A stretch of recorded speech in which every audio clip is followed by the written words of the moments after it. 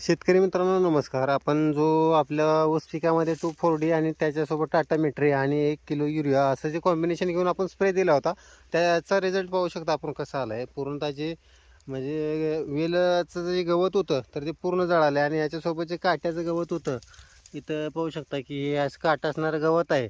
तर हे पूर्णतः जळालेलं आहे आणि त्या व्हिडिओमध्ये कमेंट अशा आल्या होत्या की हा जो स्प्रे घेतल्यानंतर लव्हाळा मरतो का? तर लव्हाळाचं काय होतंय, वरचा जो पोर्शन आहे हिरवा तो पूर्णतः जळून जातोय आणि काही काही ठिकाणी जर अति प्रमाण असेल तर त्या ठिकाणी काय होतं, पिवळा पडते, मरते. परंतु लव्हाळ्याचा एक प्रॉब्लेम असा आहे की बाबा त्याच्या गाठी जर नाही मेल्या तर तो परत आहे असा परत फुटून येतो. 15-20 दिवसांनी परत त्याचे नवीन कोंब येतात आणि तो पूर्ववत आहे असा होतो. परंतु बाकीचे जे गवत आहे तर ते सगळं पूर्णतः आहे ते जळून जातात. इथं पाहायला मिळेल आपल्याला कडू गवत असेल किंवा जे काँग्रेस गवत म्हणतो आपण, किंवा जे वेलाचं जे गवत आहे उसाला वेटाळा वगैरे घालतं तर ते पूर्णतः जळालेलं आहे. तर त्याचा रिझल्ट आहे तर तो अतिशय चांगल्या प्रकारचा आला आहे. आणि याच्यामध्ये आपण असं सांगितलं होतं की बाबा पावडर 2,4-D आणि लिक्विड 2,4-D. पावडर 2,4-D फक्त जो सोडियम कंटेंट आहे त्याच्यामुळे काय होतं, वातावरणामध्ये गॅस तयार होतो ना. आजूबाजूला जर आपल्या वेलवर्गीय पिकं किंवा नाजूक पिकं जे आहे फळबागासारखे असं असेल तर आपण त्याच्यासाठी पर्यायी औषध 2,4-D मधलंच लिक्विडमध्ये अमेन सॉल्ट जे येतं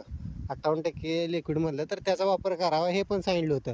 तर आपला त्याच्या मागचा उद्देश एवढाच आहे की आपल्यामुळे दुसऱ्या कोणालाही त्रास होऊ नये म्हणून आपण तो जे आहे तर ते दोन्हीमधला फरक सांगितला होता. तर हा आहे रिझल्ट.